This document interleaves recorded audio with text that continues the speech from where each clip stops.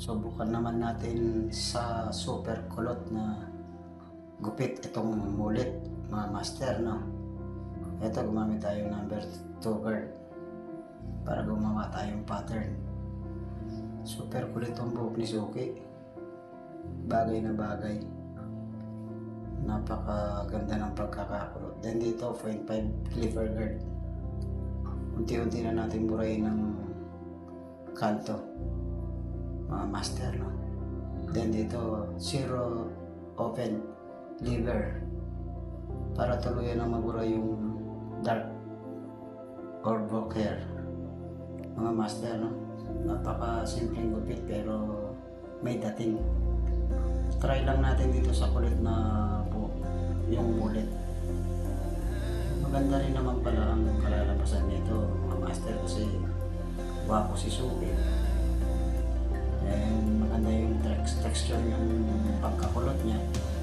Ito, gumamit tayo ng detailer para zero na, simot na lahat ang natitid. Then dito, mga master, no, gugunting tayo ng bagyanan kasi hindi na natin babawasan yung kabuuan ng buhok niya kasi ayaw niyang maiksi yan. So, gilid lang talaga, mga master. Ganito lang kasimple ang mulit sa kulot na buhok. So, singkitin lang natin itong mga dark spot niya, mga master, no? Para tuluyan ng ma-clean up itong then point cutting yung sa dark spot para tuluyan na mawala yung itim. Napakagandang pagkakakulot ni buhok ni Suki, mga master, no? Nandito magsishave na tayo, mga master, no? Palaging paalala sa mga kababarbero, kailangan magaan ang kamay at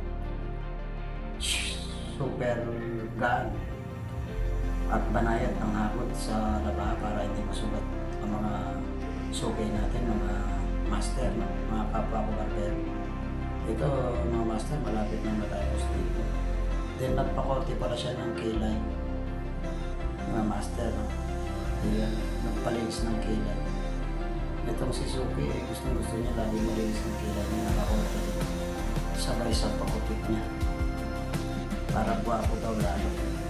Ito na ang final resulta ng mulit na kulot. Okay naman pala ang kinalabasan ng master, no? Napakaganda ng pagkakakulot niya, mga master, no? Natural na natural. Yun. Thanks for watching. Follow for more.